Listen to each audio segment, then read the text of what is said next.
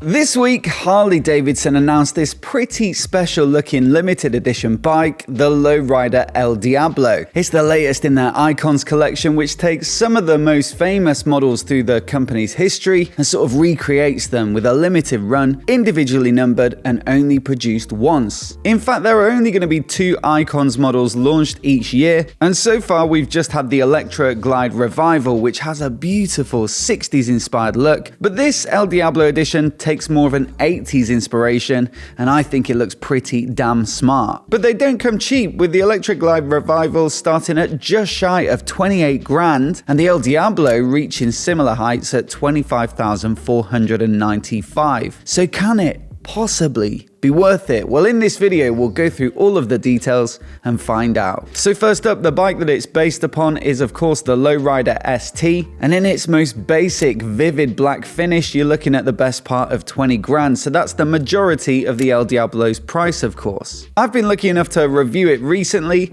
and it basically takes the standard Lowrider and makes it a little better. You see, the Lowrider is a great bike, very comfortable, loads of torque from that huge Milwaukee V-twin, and all in a super cool looking styling package that personally I think is one of my favorites in the current Harley lineup. But I can't help but feel like a bike like this is built for a bit of distance riding. Certainly here in the UK, on relatively tight roads, you wouldn't really call it a town bike, and so some of the additions on the Lowrider ST make total sense. I mean, the fairing is the big one. And although they say it's a stylistic reference to the West Coast scene, it was also designed using computational fluid dynamics, which helps to design the most comfortable airflow for the rider. And in my experience, it certainly works. It's a much better riding experience on the motorway, and yet being frame mounted, it doesn't really negatively affect the handling. Then you've got the hard luggage, which is relatively small, but there's just enough capacity there for a little bit of light touring, and it is nicely designed so that you can open it whilst you're still on the bike to access your stuff,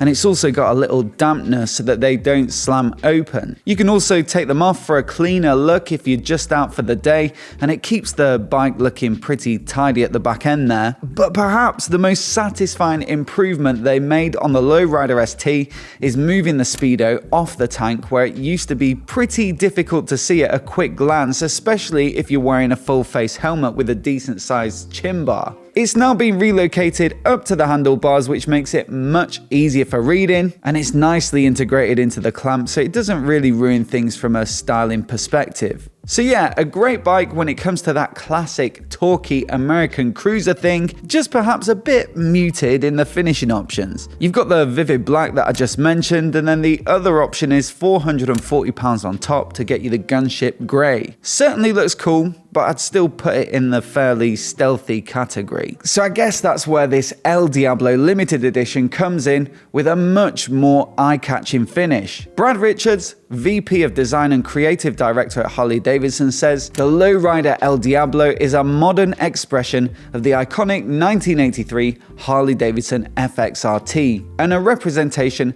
of the creative times it was born in. It embodies the spirit of counterculture in Southern California in the 80s in a contemporary package that features meticulously crafted custom paint, including pinstripe trajectories that nod directly to those of the original FXRT. Paintwork is done by Gunslinger Customs in Colorado, who've worked on some other limited Harleys like this Street Glide Special. Always knock out some impressive looking bikes, and the process itself is pretty detailed and impressive. So they say the paint scheme begins with a base of El Diablo Bright Red and then a second pass of Bright Red Sunglow. Then the red pinstripes are masked off, and a layer of El Diablo Dark Red and Dark Red Pearl is faded around the panel shapes to add depth. After masking, a layer of El Diablo Dark Red Metallic is applied to surround the bright red, with a fade effect where the colors meet to add even more depth. Once the masking is removed, the bright red pinstripes are revealed on the saddlebags, the tank sides, the fenders, and the fairing. Fenders are mudguards for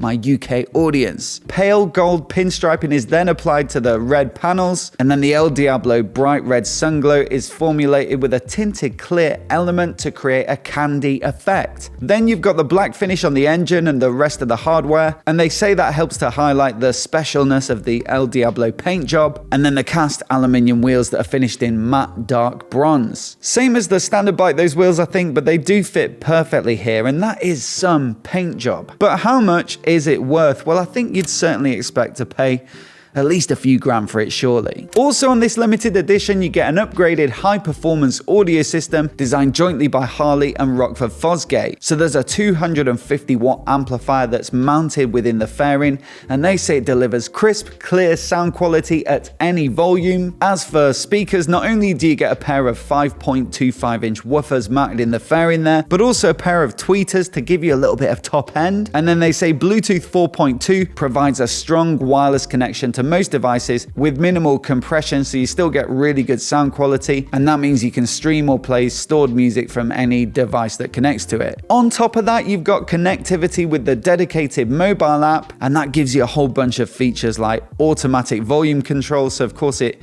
switches up the volume on your behalf as you speed up. There's an adjustable 7-band EQ, firmware updates, and step-by-step system configuration. Now this audio system is available as an upgrade on the regular Lowrider ST, but it'll cost you just over $1,000, so let's stack that up with the rest. And then of course, with this bike being a limited edition, it'll have a certain je ne sais quoi, especially for the Harley collector. 1,500 of these will be made globally, and you'll get that serial number here on the console badge for all to see. Now I'm told that just 31 of them will be making their way to the UK market specifically, so I guess you're not going to see a great deal of these out on the road, but can you put a price on that je ne sais quoi? Je ne sais really, I guess it depends if that sort of thing really matters to you, so let me know what you think down in the comments below. Would you go for this one? Certainly it's the most visually impressive lowrider if you ask me, or would you just rather save the $5,000 and go for the regular Lowrider ST? Then you can spend the rest in the Harley accessories catalog on some brandy goodies like this wonderful bucket. Let me know what you think of it down in the comments below, and if you're new here and you want to see more videos like this, hit subscribe, and I'll catch you in the next one.